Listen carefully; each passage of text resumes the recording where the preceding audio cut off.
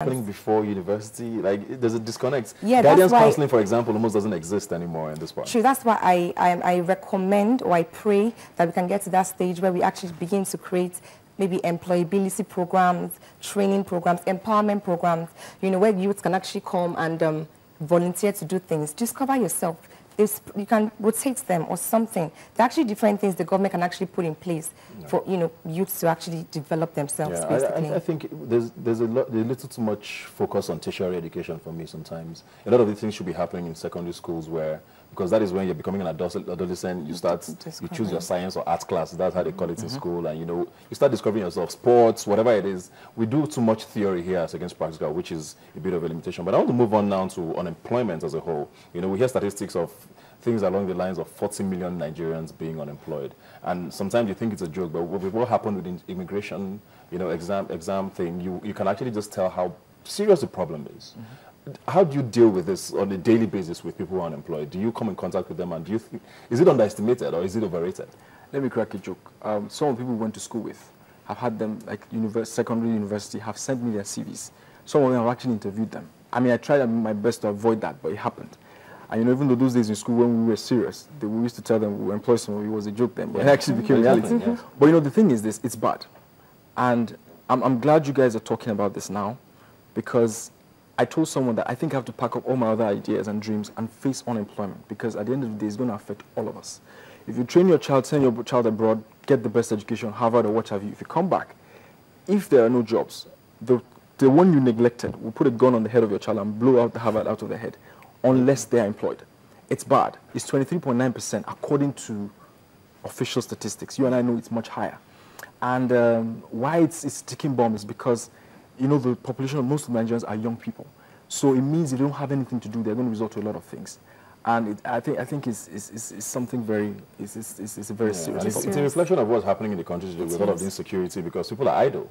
And people have nothing else to do. And when you get idle, you get angry and you take it out on the government. You work with HR now. Yeah. How often do you employ? The statistics for people who apply as ridiculous as we hear from a lot of these companies? Yeah, they are actually. We get to meet with different candidates almost every other day. But the truth is, I'm not going to blame, you know, the government 100%, you know. There are actually some candidates now come in, they say, oh, I went to proper university, I studied this and that. But they actually, okay, there was this girl, let me give you an example. There was this lady who came in. She said she went to, I don't want to mention the name of the school, a proper university in Nigeria. She studied one thing. But at the same time, she couldn't even remember the name of her lecturer. She couldn't remember any of the courses that she actually took when she was in school. Now, would you now say, and she doesn't even speak well to start with, would you now say this person, you know, I can send this person to a client? No. So there are actually some people who actually just went to school. They probably got people to pay for them. You know, they paid people to actually do their projects and even write exams for them. So they can actually defend themselves when they come out there in the real world. So it's crazy. It looks like we keep going back to education, because that seems to be the problem with all of these things now. But you're in consulting now. What are some of the things you think we should start looking at doing besides education? Now, I mean, we've talked, people are certainly excited about agriculture, for example, but I don't know that they can employ 23.5% of the population. You know? What sectors should we start looking at? Petroleum, the petroleum sector brings most of the money for the country, but it's a very small industry. You can't employ everybody. Yeah. You know, what should we start doing medium to long term? Medium term, I think for government, I like to speak government. You know why I'm saying government? Because I also know, even in engaging in the corporate world, that government is the driver of this economy, when you think about it. I mean, just Lagos, for instance, maybe that's where there's proper private sector, but if you go outside Lagos, it's government. There has to be, I know there are lots of policies, and the educational system has to be revamped. When that is revamped, then and it has to be genuine. It's not, you know, those things we do when we go on, it's not working. It has to be revamped. Now, what I am trying to do, and I'm not necessarily marketing anything, but we're hoping that we can begin to stir up private individuals to begin to take responsibility.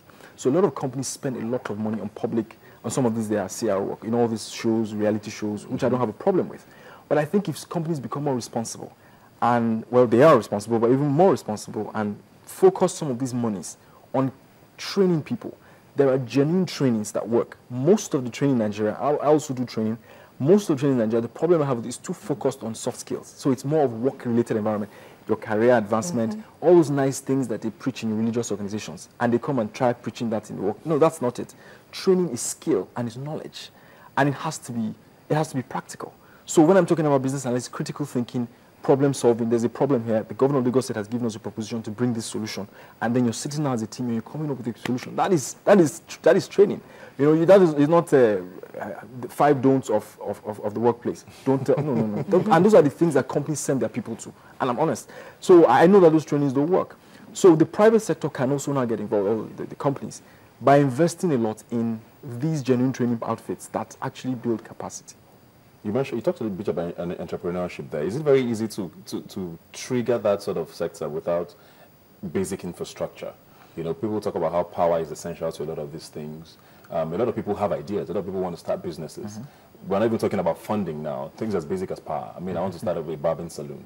I can't run on a generator every day. You know, things like that. Is it possible to start thinking that, you know, seriously about these things without infrastructure being fixed? Well, for the individual who wants to be an entrepreneur, if you become an entrepreneur, then you're journeying about it. Even we, some of us that are entrepreneurs, when we started, at some point we felt like giving up, because I mean, people who don't know half of what we know are earning like 3 times our salaries, and you're wondering what on earth. So the thing is, for those who genuinely want to be entrepreneurs, they will succeed because it's like a drive and a passion that. But for the government, if they really want other people to join, then the environment must be fixed. You don't want to have people where, I mean, how many facilities when you see that are built are designed for small businesses? The average office in VI is not for the small business. In fact, the lady on the road who's trying to sell, what's that thing called, Indomie and sardine, to the driver that drives the big man, tax force will come and drive off the road. So where do you want the big man to eat? Do you understand? So when government says we're trying to create jobs, the government is the biggest, in my opinion also, and I hope one day I'll get the opportunity to speak with them. They are the ones who are not creating jobs. And they say they want to create jobs. You create jobs, there are already people who are doing entrepreneurial stuff. All you need to do is make the environment conducive. Simple. The vulcanizer there is employing 2-3 people. The woman that is selling road, feeding the vulcanizer is employing 5 to 7 people. So what?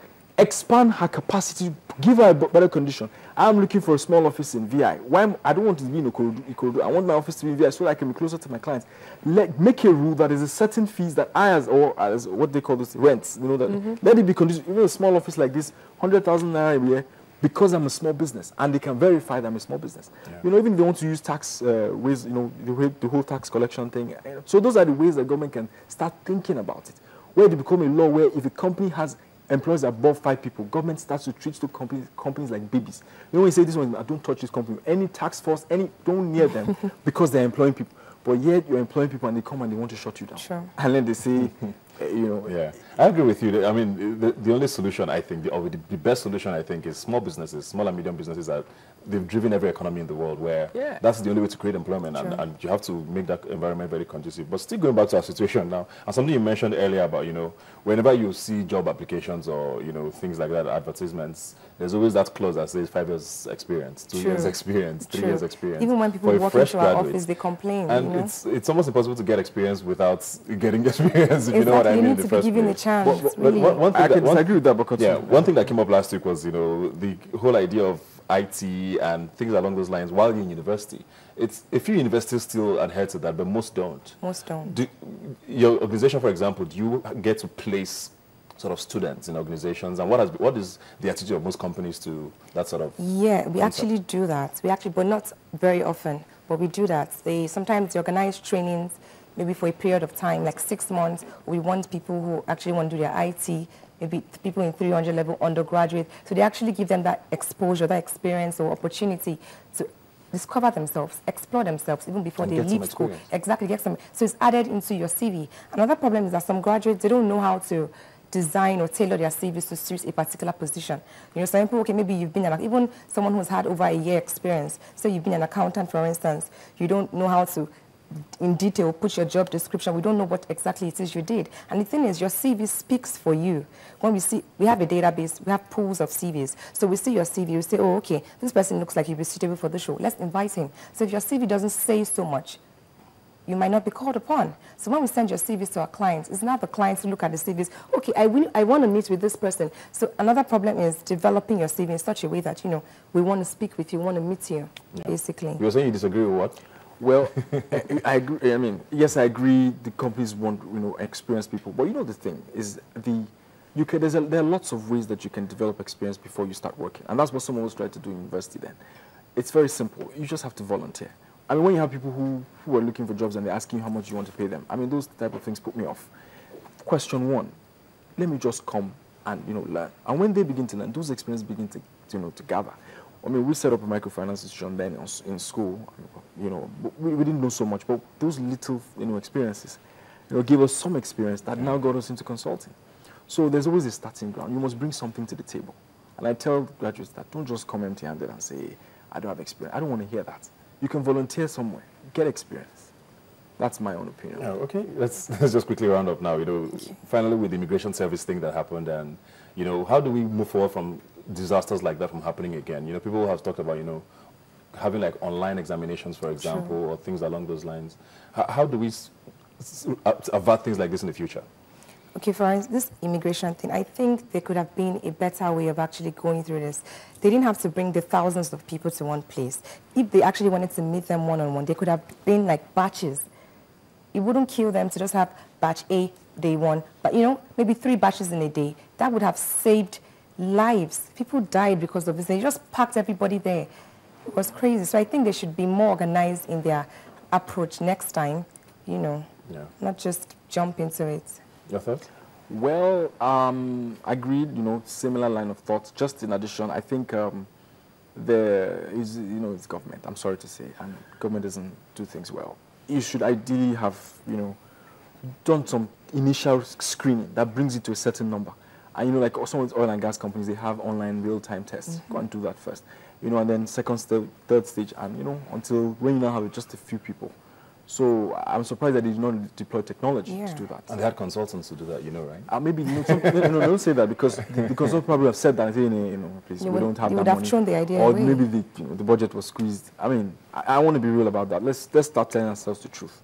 If we're really committed to these things, we can fix it. Well, thank you very much, Emmanuel. Thank you very much, Jessica, for your insights. And I hope you come back again when next we invite you. Thank you.